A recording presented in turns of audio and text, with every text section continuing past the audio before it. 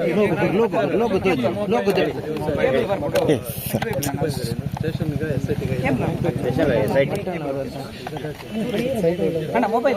Silent SITಗೆ ನನಗೆ ಕರೆದಿದ್ರು. SIT ಕಚೇರಿ ಮೆಟ್ಲು ಹತ್ತಿದ ಕೂಡಲೇ ಎದೆ ಡವ ಡವ ಡವ ಅನ್ನೋಕ್ಕೆ ಶುರು ಆಯಿತು. ಒಳಗಡೆ ಹೋದ ತಕ್ಷಣವೇ ಜಗತ್ತಿನ ಭೂಪಟ ತೋರಿಸಿ ಎಷ್ಟು ಮುಸ್ಲಿಂ ರಾಷ್ಟ್ರಗಳಿದೆ ಜಗತ್ತಿನಲ್ಲಿ ಅಂತ ಕೇಳಿದರು. ನಾನು ಒಂದು ನಂಬರ್ ಕೊಟ್ಟೆ. ಆಮೇಲೆ ಮತ್ತೆ ಭೂಪಟ ತೋರಿಸಿ ಎಷ್ಟು ಕ್ರಿಶ್ಚಿಯನ್ ರಾಷ್ಟ್ರಗಳಿದೆ ಅಂತ ಹೇಳಿದರು. ಆಮೇಲೆ ಯಾವ್ಯಾವ ಮೌಲ್ವಿ, ಯಾವ್ಯಾವ ಶೇಖ್, ಯಾವ್ಯಾವ ಪಾದ್ರಿ ದೇವಸ್ಥಾನವನ್ನು ಹಾಳು ಮಾಡೋದಕ್ಕೆ ಎಷ್ಟೆಷ್ಟು ದುಡ್ಡು ಕೊಟ್ಟರು ಅಂತ ಕೇಳಿದರು. ಅದನ್ನು ಪೂರ್ತಿಯಾಗಿ ನಾನು ಹೇಳಿದೆ. ದಾಖಲೆ ಕೊಟ್ಟರು ಸರ್ ಅದಕ್ಕೆ? ಯಾವುದು ಕೇಳಿದ್ರು, ಅದು ಎಕ್ಸೆಲ್ ಶೀಟಲ್ಲಿ ಮಾಡ್ಕೊಂಡು ಇಟ್ಕೊಂಡಿದ್ದಾರೆ. ಆಮೇಲೆ ಬುರುಡೆ ಯಾವ ಶೋರೂಮ್ ಇದ್ರೆ ತಂದಿದ್ದೀರಿ ಅಂತ ಕೇಳಿದರು. ಯಾವ ಕಾರ್ಪೆಂಟರ್ ಪೇಂಟ್ ಹಚ್ಚಿದ್ದ ಅಂತ ಕೇಳಿದರು. ಯಾವ ಕಾರ್ಪೆಂಟರ್ ಪೇಂಟ್ ಹಚ್ಚಿದ್ದ ಆ ಪೇಂಟ್ರದ್ದು ವಿಸಿಟಿಂಗ್ ಕಾರ್ಡ್ ಕೂಡ ಕೊಟ್ಟು ಬಂದಿದ್ದೀನಿ. ಇಷ್ಟೇ ಅಲ್ಲ ಸರ್, ಕಳೆದ 2 ತಿಂಗಳಿನಿಂದ ನಿಜವಾದ ಘಟನೆಗಳು ಏನು ನಡೆದಿದೆ ನಾನು ನಿಮಗೆ ರಿಕ್ವೆಸ್ಟ್ ಮಾಡ್ಕೊತಾ ಇದ್ದೀನಿ. ನಿಮ್ಮ ಬಗ್ಗೆ ನಮಗೆ ಪ್ರೀತಿ ಇದೆ. 2 ತಿಂಗಳಿಂದ ನಾನು ನೋಡ್ತಾ ಇದ್ದೇನೆ. ಮಳೆ ಇರಲಿ, ಬಿಸಿಲಿರಲಿ, ಎಲ್ಲ ಕಡೆ ನೀವು ಓಡಾಡಿ ವರದಿ ಮಾಡ್ತಾ ಇದ್ದೀರಿ. ವಾಸ್ತವ ವರದಿಯನ್ನು ಮಾಡಿ. ನಮ್ಮ ಮೇಲೆ ಏನಾದರೂ ಕಾನ್ಸ್ಪಿರಸಿ ಇತ್ತಂತ ಹೇಳಿದರೆ, ಈಗ ಹೇಳಿದ್ನಲ್ಲ, ನೀವು ಅದೇ ಬೇಕು ತಾನೇ. ಕಾನ್ಸ್ಪಿರಸಿ, ದೇವಸ್ಥಾನ ಹಾಳು ಮಾಡೋದು, ದುಡ್ಡು ತಗೊಂಡ್ರು, ಮುಸ್ಲಿಂ ರಾಷ್ಟ್ರದಿಂದ ದುಡ್ಡು ಬಂತು, ಬುರುಡೆ ಯಾವನೋ ಕೊಟ್ಟನಂತೆ. ಯಾವುದೂ ಕೂಡ ಬುರುಡೆ ಆಗಲಿ ಏನೇ ಆಗಲಿ ಪ್ರತಿಯೊಂದಕ್ಕೂ ಕೂಡ ಕ್ಲಾರಿಫಿಕೇಶನ್ ಕೊಟ್ಟು ಬಂದಿದ್ದೀನಿ. ಕೊಟ್ಟಿದ್ದೀವಿ ನಾವು. ಆ ನಂತರ ಯಾವುದೇ ಒಬ್ಬ ವ್ಯಕ್ತಿ ಇವತ್ತಿನ ಕಾಲದಲ್ಲಿ ಮೊಬೈಲ್ ಇದ್ದಂಥ ಸಂದರ್ಭದಲ್ಲಿ ಸುಳ್ಳು ಹೇಳೋಕ್ಕಾಗಲ್ಲ. ನಾನು ಅಲ್ಲಿದ್ದೆ, ಯಾರೋ ಇದ್ದರು ಹೇಳೋಕ್ಕಾಗಲ್ಲ. ಸೊ ಅದು ಏನೇ ಇದ್ದರೂ ಕೂಡ ನಾವು ಹೇಳಿದ್ದೀವಿ. ಮತ್ತು SITನೂ ಕೂಡ ತುಂಬ ಚೆನ್ನಾಗಿ ಇನ್ವೆಸ್ಟಿಗೇಷನ್ ಮಾಡ್ತಾ ಇದ್ದಾರೆ. SITನ ಫೇರ್ ಆಗಿ ಮಾಡ್ತಾ ಇದ್ದಾರೆ, ಸೈಂಟಿಫಿಕ್ ಆಗಿ ಮಾಡ್ತಾ ಇದ್ದಾರೆ. ದಯವಿಟ್ಟು ಅದನ್ನು ಮಾಡೋದಕ್ಕೆ ಅವಕಾಶವನ್ನು ಮಾಡಿಕೊಡಿ. ನಾನು ಎಲ್ರಿಗೂ ಕೇಳ್ತಾ ಇದ್ದೇನೆ. ಇಲ್ಲಿ ಡಿಸ್ಕಷನ್ ಆಗಿದ್ದು ಕೂಡ ನಿಜವಾದ ಏನೇನು ಇದನ್ನು ನಡೀತಾ ಇದೆ, ತನಿಖೆ ಏನು ನಡೀತಾ ಇದೆ, ಅದರ ಬಗ್ಗೆ ನನ್ನ ಹತ್ತಿರ ಇರುವಂಥದ್ದು. ಇವತ್ತು ಯಾರು ಕೂಡ ನನಗೆ ಅಂದರೆ ಏನೋ ಒಂದು ಕ್ರೈಮ್ ಮಾಡಿದ್ದೀನಿ ಅಂತ ಕರೆಸಿಲ್ಲ. ಐ ಹ್ಯಾಡ್ ರಿಕ್ವೆಸ್ಟೆಡ್ ನಮ್ಮ ಹತ್ತಿರ ಇರುವಂಥ ಮಾಹಿತಿ ಏನಿದೆ ನಿಮಗೆ ನಾನು ಒಪ್ಪಿಸೋದಕ್ಕೆ ತಯಾರಿದ್ದೇನೆ ಅಂತ ಒಂದು ಲೆಟರ್ ಬರೆದಿದ್ದೆ. ಸೊ ದೇ ಹ್ಯಾವ್ ಅದಕ್ಕೆ ತಕ್ಷಣವೇ ಸ್ಪಂದಿಸಿದ್ದಾರೆ, ನಮ್ಮನ್ನು ಕರೆದಿದ್ದಾರೆ.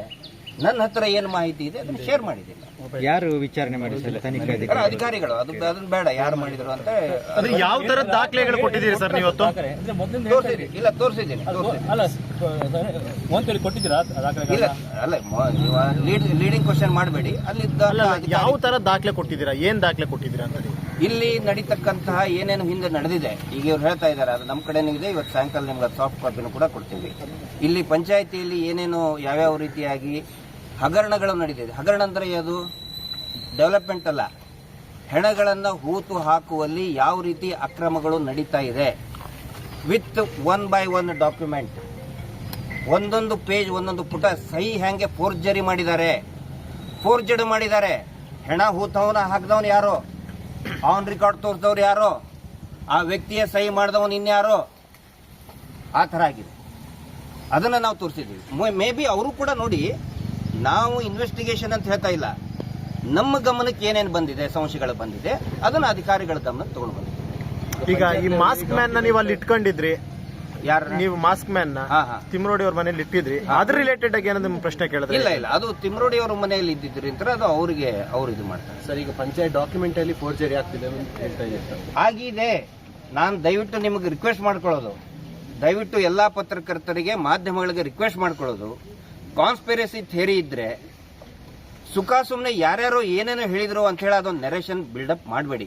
ಹಂಗೆ ನಾವೇನಾದ್ರೂ ತಪ್ಪು ಮಾಡಿದರೆ, ನಮ್ಮ ದೇವರದು ಮಂಜುನಾಥ ಅಂತ ಹೇಳಿದ್ರೆ ನನ್ನ ಸ್ವಾಮಿ, ಅದು ನನ್ನ ಸ್ವಾಮಿಗೆ ನಾನೇನು ದ್ರೋಹ ಮಾಡೋಕ್ಕಾಗಲ್ಲ. ಹಂಗೇನಾದ್ರೂ ಮಾಡಿದ್ರೆ ಇಷ್ಟೊತ್ತಿಗೆ ಅರೆಸ್ಟ್ ಮಾಡಿ ಕಳಿಸ್ತಿದ್ರು ನನಗೆ. ಮಹೇಶ್ ಶೆಟ್ಟಿ ತಿಮ್ರೋಡಿಯವರು ಬಂದು ಉತ್ತರ ಕೊಟ್ಟು ಹೋಗಿದ್ದಾರೆ, ಅರೆಸ್ಟ್ ಆಗ್ತಿದ್ವಿ ಇಷ್ಟೊತ್ತಿಗೆ ನಾವು.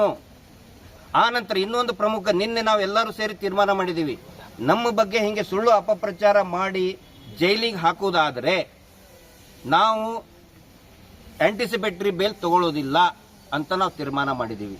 ಮಹಾತ್ಮ ಗಾಂಧೀಜಿಯ ತತ್ವವನ್ನು ಅದನುಸರಿ ಸುಳ್ಳು ಹೇಳಿ ನಮಗೆ ಜೈಲಿಗೆ ಹಾಕ್ತಾರ, ನಾವು ಆಂಟಿಸಿಪೇಟರಿ ತಗೊಳ್ಳಲ್ಲ. ಜೈಲಿಗೆ ಹಾಕ್ತಾರ, ಹಾಕ್ಲಿ. ನೋಡಿ, ಎಲ್ಲ ದಾಖಲೆಗಳು ಕೂಡ ಅವ್ರ ಹತ್ರ ಇರ್ತದೆ, ಆಲ್ರೆಡಿ ವೆರಿಫೈ ಮಾಡಿರ್ತಾರೆ. ಏನಾದರೂ ಸಂಚಾಗಿದ್ರೆ, ಏನಾದರೂ ಸುಳ್ಳು ಹೇಳಿದ್ರೆ ಅವ್ರು ನಮ್ಮನ್ನು ಕರೆಯೋದಲ್ಲ, ನಾವಾಗೆ ರಿಕ್ವೆಸ್ಟ್ ಮಾಡ್ಕೊಂಡಿದ್ವಿ, ಸರ್ ನಮ್ಮನ್ನು ಕರೀರಿ.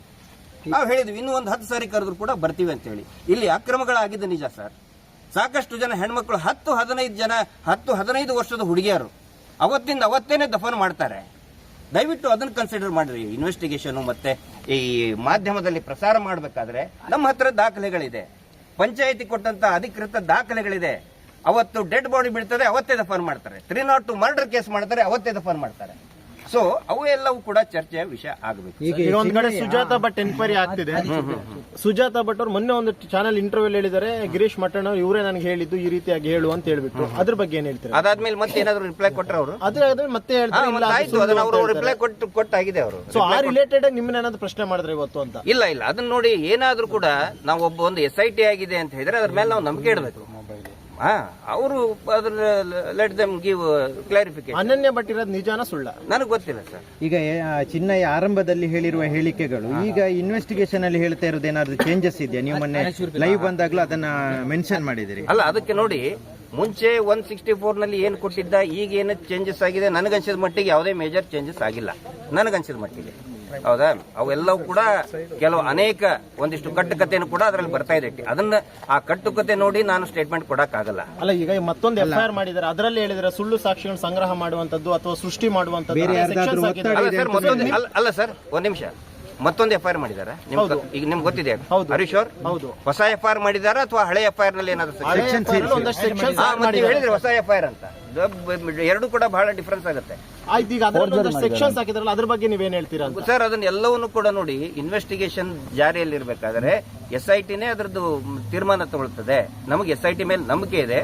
ಎಲ್ಲರಿಗೂ ಒಂದೇ ಮಾತು ನಾನು ಹೇಳೋದು, ದಯವಿಟ್ಟು SITಗೆ ಫ್ರೀ ಅಂಡ್ ಫೇರ್ ಆಗಿ ಇನ್ವೆಸ್ಟಿಗೇಷನ್ ಮಾಡೋದಕ್ಕೆ ಅವಕಾಶ ಕೊಡಿ. ನೀವು ಮಾಸ್ಕ್ ಮ್ಯಾನ್ ನಮ್ ಜೊತೆ ಇಲ್ಲಲ್ಲ, ನಮ್ ಜೊತೆನೆ ಅವ್ರು ಇರೋದು ಅಂತ ಲಾಸ್ಟ್ ಟೈಮ್ ನೀವೇ ಹೇಳಿದ್ರಿ. ಅವ್ರ ಹಿಂದೆ ನಾವೇ ಹೌದು. ಸೊ ನೀವು ಅವ್ರ ಪರವಾಗಿ ನೀವು ವಾದನೂ ಕೂಡ ಮಾಡ್ತಿದ್ರಿ. ಪರವಾಗಿ ವಾದ ಅಂದ್ರೆ ಪರವಾಗಿ ಮೀನ್ಸ್ ಅತ್ ಹೇಳ್ತಿರೋದು ನಿಜ, ಹೌದು, ಒಂದು ತನಿಖೆ ಆಗಬೇಕು ಅಂತ. ಈಗ ತನಿಖೆ ವೇಳೆ ಆತನೇ ಹೇಳ್ತಿರೋ ಸುಳ್ಳು ಅಂತ ಒಂದಷ್ಟು ಸೆಕ್ಷನ್ಸ್ ಆಡ್ ಮಾಡಿದಾರಲ್ಲ, ಇದ್ರ ಬಗ್ಗೆ? ಹೌದು, ಅದಕ್ಕೆ ನಮ್ದು ಕೂಡ ಅದೇ ಪ್ರಶ್ನೆ ಇದೆ. ಸಡನ್ ಆಗಿ ಅವನು ಚೇಂಜ್ ಮಾಡೋದಕ್ಕೆ ಅದ್ರ ಹಿಂದೆ ಯಾರಿದ್ದಾರೆ, ಯಾರು ಸಂಚು ರೂಪಿಸಿದ್ದಾರೆ? ಅಲ್ಲ, ಅವನು ಪೊಲೀಸ್ ಕಸ್ಟಡಿಯಲ್ಲಿ ಇರುವಾಗ ಹೇಗೆ ಅವನು ಬೇರೆ ಪೊಲೀಸ್ ಕಸ್ಟಡಿಯಲ್ಲಿ ಇದ್ದಿದ್ದಿಲ್ಲ. ಅವನು ಈಗ 3-4 ದಿನ ಆಯ್ತು ಪೊಲೀಸ್ ಕಸ್ಟಡಿಗೆ ಬಂದು. ಇಲ್ಲ ಸರ್, ಅವರು ಮಹೇಶ್ ಶೆಟ್ಟಿ ಮನೆಯಿಂದ ನೇರವಾಗಿ ಬಂದಿರುವಂತದ್ದು ಪೊಲೀಸ್ ಕಸ್ಟಡಿಗೆ. ಮೇಲೆ ಎಲ್ಲಿ ಹೋಗಿರ್ಬೋದು, ಯಾರು? ಅದಕ್ಕೆ ಅದನ್ನ ತನಿಖೆ ಆಗ್ಬೇಕಲ್ಲ ಸರ್. ನಾನು ಇನ್ವೆಸ್ಟಿಗೇಟಿಂಗ್ ಆಫೀಸರ್ ಅಲ್ಲ. SIT ಅವರಾಗ್ಲಿ ಅಥವಾ ಸಂಬಂಧಪಟ್ಟಂತ ಅಧಿಕಾರಿಗಳು ತನಿಖೆ ಮಾಡಬೇಕಾಗುತ್ತೆ. ಬ್ರೈನ್ ವಾಶ್ ಮಾಡಿದಾರೆ ಅಂತ ಹೇಳ್ತೀರಾ ನೀವು? ಯಾರು? ನಮ್ಗೆ ಆತರ ಸಂಶಯ ಬರ್ತಾ ಇದೆ. ಮಾಡಿರ್ಬೋದು ಅಂತ? ಇಲ್ಲ ಸರ್, ನಾನು ಅಂತೆ ಹೌದು ಬಹುದಕ್ಕೆ ನಾನು ಉತ್ತರ ಕೊಡಲ್ಲ. ಸಂಶಯ ಬರ್ತಿರೋದು ನಿಜ ಅಂದಾಗ ಇಂಥವ್ರು ಇರಬಹುದು ಅನ್ನೋದೊಂದು ಯೋಚನೆ ಇರುತ್ತಲ್ಲ. ಅದನ್ನ ಹೇಳಿದ್ರೆ ನೀವು ಪ್ರಸಾರ ಮಾಡ್ತೀರಾ, ಗೌಡ್ರ ಅಂತ ಹೇಳ್ತೀರಿ, ಅದನ್ನ ಮಾತಾಡೋದಿಲ್ಲ. ಸರ್, ಈಗ ಚಿನ್ನಯ್ಯ ಕುಟುಂಬಸ್ಥರು ಹೇಳೋದು ನೀವೆಲ್ಲ ಅವನಿಗೆ ಹಣ ಕೊಟ್ಟು ಆತರ ಹೇಳಿಕೆಯನ್ನು ಕೊಡಿಸಿದ್ದೀರಿ ಅಂತ ಹೇಳಿ, ಇದಕ್ಕೆ ಸರ್ ಹಣ ಕೊಟ್ಟು ಮಾಡಿದ್ದಂತ ಹೇಳಿದ್ರೆ ನೋಡಿ, ಅದು ಎಲ್ಲಾದ್ರೂ ಒಂದ್ ಕಡೆ ರಿಫ್ಲೆಕ್ಟ್ ಆಗ್ಬೇಕಲ್ಲ. ಅದು ರಿಫ್ಲೆಕ್ಟ್ ಆಗ್ಬೇಕಲ್ಲ. ನಾನು ಕೂಡ ಪೂರ್ತಿಯಾಗಿ ನಂದು ಅಕೌಂಟ್ ಓಪನ್, ಎಲ್ಲಾನು ಕೂಡ ನಂದು ಓಪನ್ ಆಗಿನೇ ಇದೆ. ನಂದಾಗ್ಲಿ ಅಥವಾ ಇನ್ಯಾರ್ದು ಆಗ್ಲಿ. ಟಿವಿಯಲ್ಲಿ ಬರ್ತಾ ಇದೆ 2 ಲಕ್ಷ ಅಂತ. ಸರ್ 2 ಲಕ್ಷ ಏನು 2 ಕೋಟಿ? ಮುಂಚೆ ನಮ್ಮ ಮೇಲೆ ಮಾಡಿದ ಆರೋಪ ಏನು? ಕೋಟ್ಯಾಂತರ ರೂಪಾಯಿ ಬಂತು ದುಬೈಯಿಂದ, ಕ್ರಿಶ್ಚಿಯನ್ ದೇಶದಿಂದ ಬಂತು, ಕೋಟ್ಯಾಂತರ ರೂಪಾಯಿ ಬಂತ ಹೇಳಿದ್ರೆ 2 ಲಕ್ಷ ರೂಪಾಯಿ ಏನು ಸರ್ ಅದ್ರ ಮುಂದೆ? ಸೊ ದಯವಿಟ್ಟು ಅದನ್ನ ಇದು ಮಾಡಕ್ ಹೋಗಬೇಡಿ. ಇಂಥಲ್ಲಿ ಸಾಕಷ್ಟು ಜನ ಸತ್ತು ಹೋಗಿದ್ದಾರೆ, ಅದರ ದಾಖಲೆಗಳು ಇದೆ. ಆನಂತರ ಅದರಲ್ಲಿ ಅವ್ಯವಹಾರ ನಡೆದಿದೆ. ಅವ್ಯವಹಾರ ಅಂತ ಹೇಳಿದ್ರೆ ಆ ಫೋರ್ಜರಿ ನಡೆದಿದೆ. ಆಗಲೇ ತಾವು ಕೇಳಿದ್ರಲ್ಲ, ಫೋರ್ಜರಿ ನಡೆದಿದೆ. ಯಾರ್ದೋ ಯಾರ್ದೋ ಮಾಡಿ ಹಣವನ್ನ ಹೂತಾಕಿದ್ದಾರೆ. ಅದರ ದಾಖಲೆಗಳನ್ನು ಕೂಡ ನಾನು ಇವತ್ತು ಒಂದಿಷ್ಟು ಹಂತದಲ್ಲಿ ಗಮನಕ್ಕೆ ತಗೊಂಡು ಬಂದಿದ್ದೆ. ಬಿಜೆಪಿ ಆರೋಪ ಮಾಡ್ತಿರೋದು ನೀವೆಲ್ಲ ಸೇರಿ ಧರ್ಮಸ್ಥಳವನ್ನ ಹಾಳು ಮಾಡೋಕೆ ಹೊರಟಿದ್ದೀರಿ ಅಂತ ಹೇಳಿ, ಏನು ಉತ್ತರ ಗೊತ್ತಿದೆ?